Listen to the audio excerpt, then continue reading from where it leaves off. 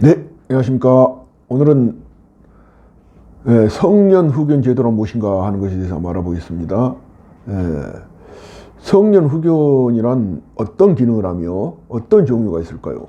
또 후견이 하는 일은 무엇일까요? 이런 개관을 한번 알아보겠습니다.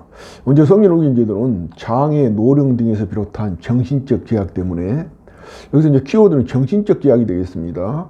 정신적 제약 때문에 재산이나 신상에 대한 사무를 처리할 능력이 부족한 사람의 의사결정이나 사무 처리를 돕는 법적 지원 장치를 말한다. 2013년 7월 1일 민법 개정으로 도입됐습니다. 개정 전에는 금치산, 한정치산 제도라는 게 있었습니다. 그런데 이는 이제 지나치게 획일적이고 또 지금은 고령화 사회죠. 이 고령화 사회의 현실에 부합하지 않는 비판이 있어서 2013년에 민법을 개정해서 이 제도를 도입하게 된 것입니다. 그럼 성년 후견의 유형에는 어떤 것이 있는지 한번 보겠습니다. 이제 성년 후견하게 되면 그 용어에서부터 우리가 대비되는 개념을 추론할 수 있죠. 즉 미성년 후견에 대립되는 개념이 되겠습니다.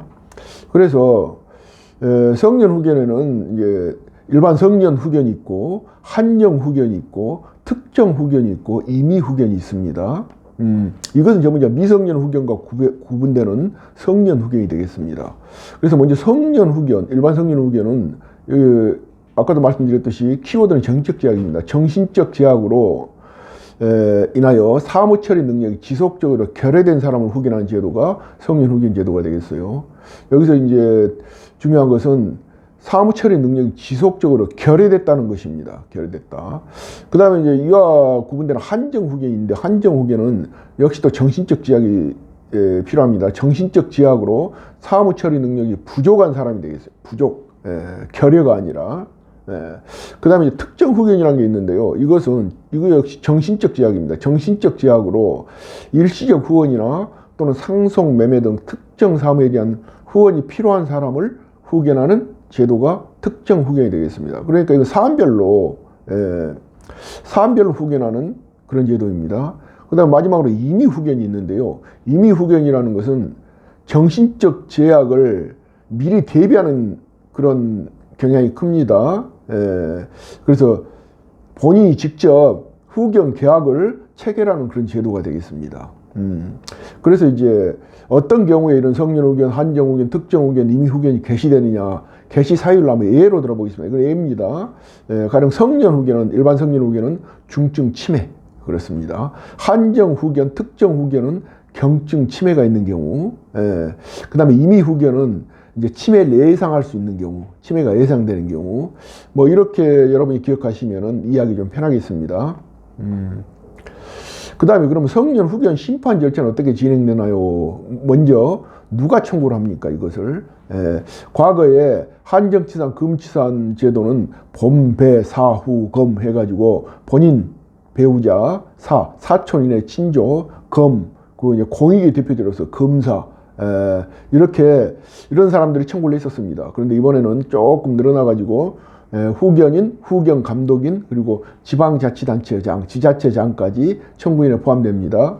그럼 어느 법원에 청구해야 되느냐? 피후견인의 주소지 가정법원에 청구합니다. 가정법원이 설치하지 않은 곳은 지방법원이 되겠습니다. 그래서 심리는 이제 그렇다면 이제 청구를 하게 되면은 심리는 어떤 순서에 의합니까? 근데 심리에서 가장 중요한 것은 정신감정하고 당사자 본인 신문입니다. 이걸 좀 보겠습니다.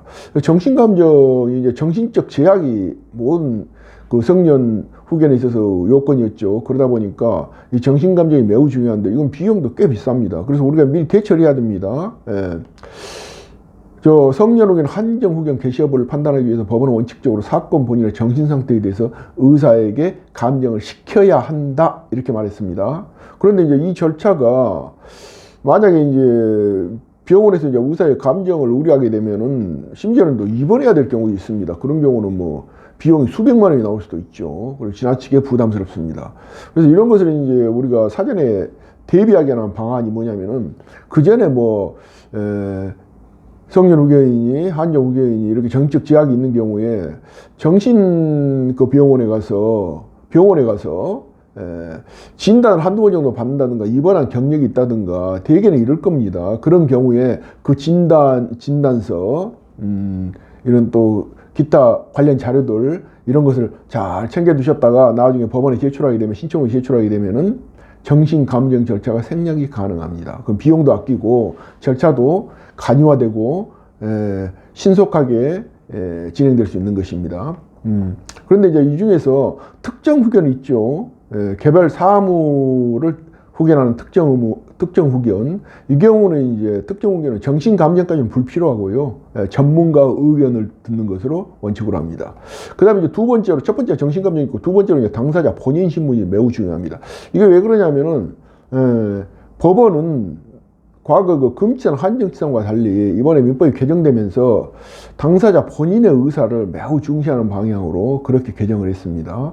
그래서 법원은 반드시 사건 본인의 의사를 확인해야 됩니다. 그래서 성년 후견인, 피한정 후견인이 될 그 사건 본인의 당사자의 의사를 존중한다는 것입니다. 당사자를 어떻게 그 의사를 확인하냐면은 직접 대면하여 의사를 청취하는 신문을 원칙으로 합니다. 직접 들어보라는 것이죠. 가령 뭐 가족들이 과거에는 그 재산 분쟁이나 이런 경우가 있는 경우에, 재산 분쟁이나 이런 것이 있는 경우에 강제로 막 정신병을 입원시켜 버린다는 이런 경우가 있었습니다. 지금은 그런 것은 불가합니다. 그래서 반드시 당사자를 직접 대면하여 의사를 청취하는 신문을 하게끔 합니다. 다만 사건 본인이 장기간 의식불명이라든가 뭐 이런 사정이 있는 경우에는 대면에서 의사를 청취할 수 없겠죠. 이런 경우는 이 신문 생략이 가능하다, 이렇게 되겠습니다. 그 후견사의 심판은 이제 요건이 충족됐다고 판단하면 법원이 후견 개시 심판을 하며 동시에 성년 후견인을 선임합니다. 그리고 이는 법원이 직권으로 후견사항을 등기하도록 촉탁합니다. 법원에 촉탁해서 등기해야 되겠습니다. 그럼 이제 후견인은 누가 됩니까? 그 후견인은 여기서도 역시 법원이 가장 중시하는 사건 본인의 의사입니다. 사건 본인이 누구를 후견인으로 그 선임하기를 원하느냐 하는 것을 제일 기준으로 삼습니다. 그러나 물론 이제 사건 본인이 뭐 의식불명이라든지 아니면 뭐 중증 치매라든지 이런 경우에는 그러기도 쉽지 않겠죠. 어쨌든 간에 후견인이 될 수 있는 사람은 거의 제한이 없습니다. 가족, 친척, 친구, 또는 뭐 법무사, 변호사, 세무사, 사회복지사 등 전문가도 될 수 있습니다. 또 복수로 선임하는 것도 가능합니다. 또 자연인이 아닌 법인을 선임하는 것도 가능합니다. 그 후견이 하는 일은 무엇이냐? 이제 후견은 종류와 심판 내용에 따라 조금씩 다릅니다. 그러나 이제 주요 그 업무는 재산관리, 피후견인의 재산관리와 신상보호 두 가지가 되겠습니다.